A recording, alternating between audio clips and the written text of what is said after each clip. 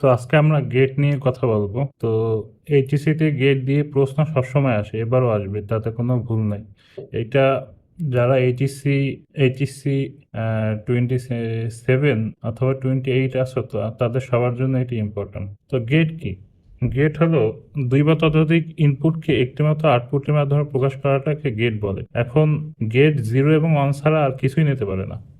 তো গেটটাকে মূলত 7টা ভাগে ভাগ করা যায়। প্রথমটা হলো নট গেট, তারপর একটা অ্যান্ড গেট, তারপর একটা ওয়ার গেট, এরপর আছে ন্যান্ড গেট, তারপর আছে নর গেট, এরপর আছে এক্সর গেট, এরপর আছে এক্সনর গেট।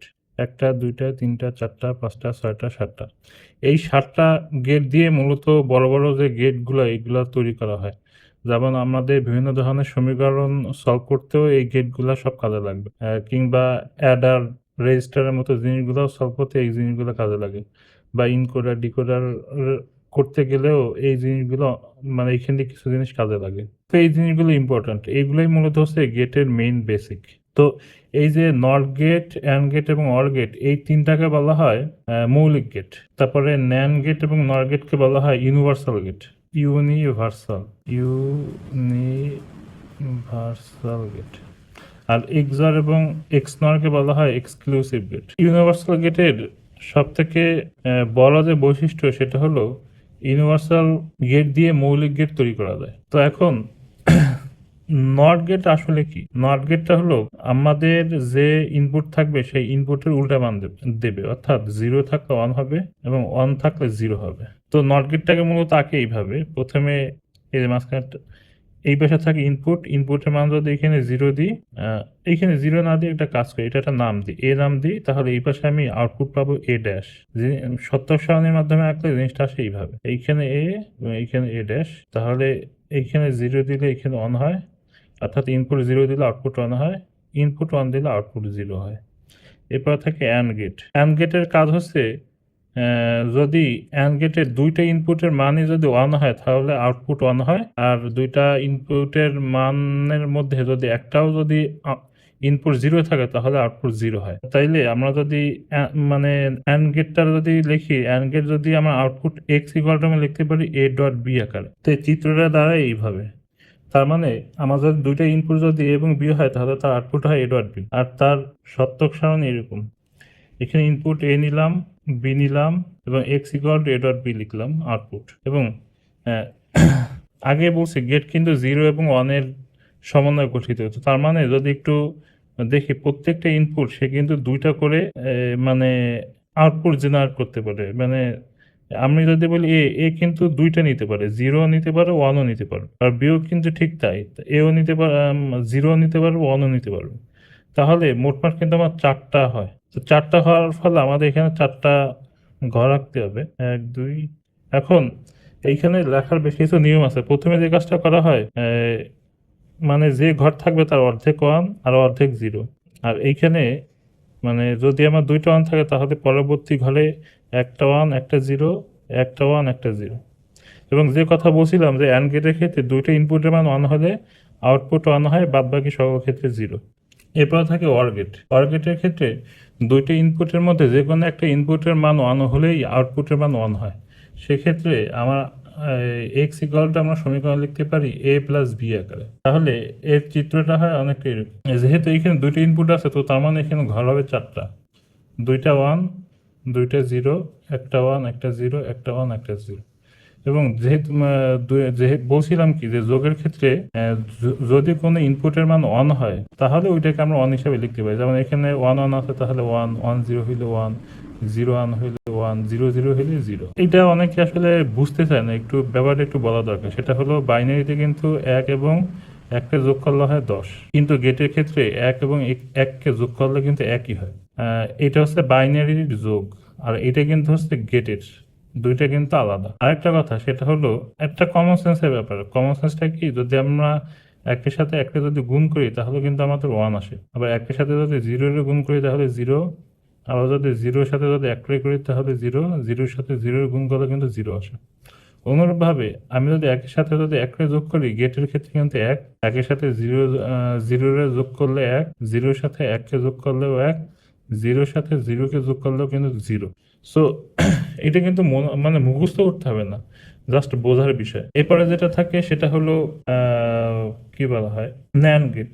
ন্যান্ড গেট হলো নট এবং অ্যান্ড এই দুইটা সমন্বয়। অনেকে জিনিসটাকে এইভাবে লেখে, মানে অ্যান্ড গেট এবং নট গেটের সমন্বয়, তাও বলা যায়। তো তার মানে প্রথমে আমি যদি একটা অ্যান্ড গেটকে যদি আঁকি এবং তার সাথে যদি একটা নট গেট যদি যুক্ত করে দিই, তাহলে আমি যে জিনিসটা পাবো ওইটাকেই মূলত আমার বলা হয় এটা কিন্তু আসলে আঁকা ঠিক মতো হয় না, ঠিক মতো আঁকা হয় না। এই এ বি এর আউটপুট কি হবে, এ বি অ্যান্ড গেটের ক্ষেত্রে। এবার এখানে এই পুটুলি থাকার কারণে এই এ বির উপরে বার বসে যাবে। তাহলে এই যে এইটাকে বলা হয় ন্যান্ড গেট।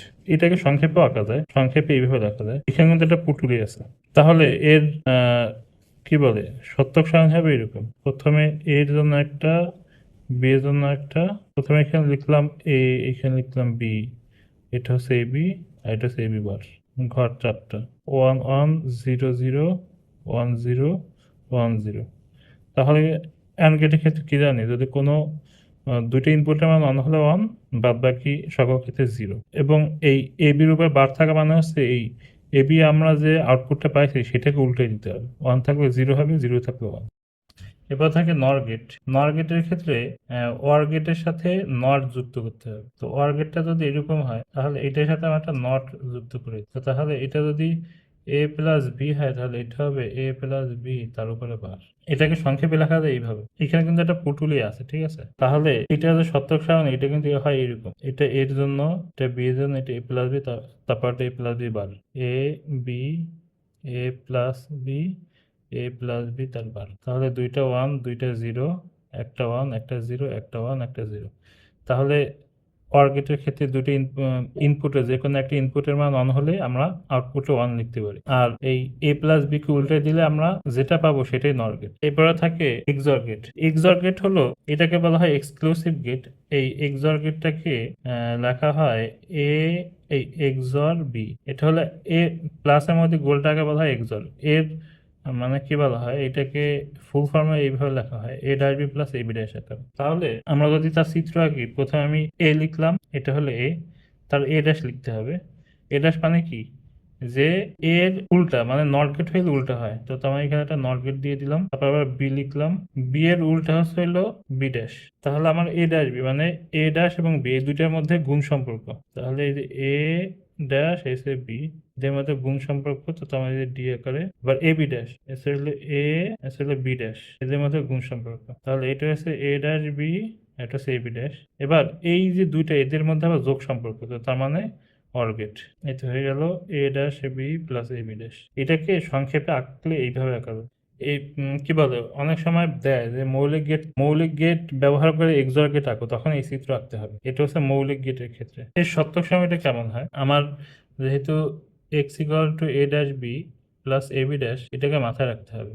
তাহলে আমার প্রথমে হলো আমি এর জন্য ঘর নিব, এ ড্যাশের জন্য ঘর নিব, বি এর জন্য ঘর নিব, বি ড্যাশের জন্য ঘর নেব, পরে এ ড্যাশ বি এর জন্য ঘর নেব, তারপরে এ বি ড্যাশের জন্য ঘর নিব।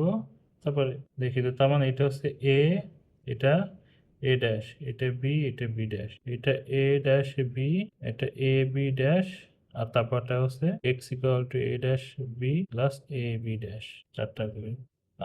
তার মানে 1 1 0 0 1 0 1 0, এটাকে উল্টাই দিতে হবে, 0 0 1 1 0 1 0 1। এবার বলছে কি এ ড্যাশ বি, তাহলে এ ড্যাশ বি খোঁজার সব থেকে ভালো উপায় এই দুইটার মধ্যে কোনটা 1 আছে সেটাকে আগে খুঁজে বের করা। কারণ এই দুইটা হচ্ছে 1, তো তার মানে এইখানে 1 বসবে, বাদ বাকি সকল ক্ষেত্রে 0।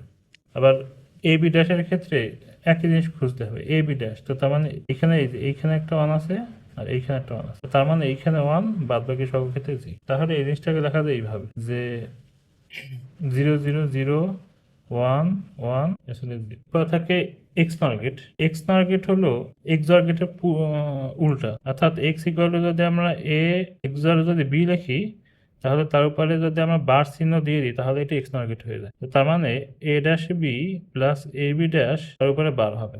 এখন একটা রুলস আছে, রুলস হচ্ছে দ্য মর্গানস ল। এইটা বলে যদি আমার এ ডট বি তারপর যদি এরকমভাবে বার থাকে তাহলে এটাকে আলাদা করে লেখা যায় এইভাবে। আর যদি এ প্লাস বি এর উপরে বার থাকে তাহলে এটাকে এইভাবে লিখতে হয়। তো আমরা দেখতে পাচ্ছি কি, এইটাকে এত টুকরে যদি আমরা এ ধরি আর এইটাকে যদি আমরা বি ধরি, তাহলে এ প্লাস বি ইকুয়ালটা আমরা এ ডট বি মানে এ বার ডট বি বার আকারে লেখা যায়।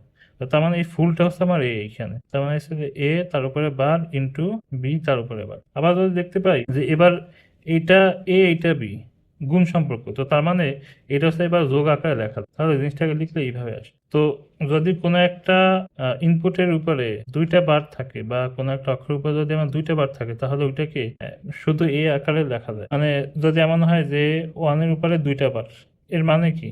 এর মানেটা হচ্ছে একটা বার আকারে উল্টে যাবে, ওয়ানটা জিরো হয়ে যাবে, উপরে আরেকটা বার থাকবে, সেটা আবার উল্টে যাবে, ওয়ান হয়ে যাবে। তো তার মানে কোনো একটা অক্ষরের উপরে দুইটা বার থাকলে ওই অক্ষরটাই থাকে। তো এইখান থেকে শুধু এই থাকবে, এটা বি ড্যাশ, এটা হলো এ ড্যাশ প্লাস এটা বি। তাহলে এবার এইটার সাথে এইটার গুণ আর এইটার সাথে এইটার গুণ, তো তার মানে আমি যদি গুণ করি এ গুণ A dash plus A B, আবার বি বি সাথে অনুরূপ A dash B dash plus B dash B.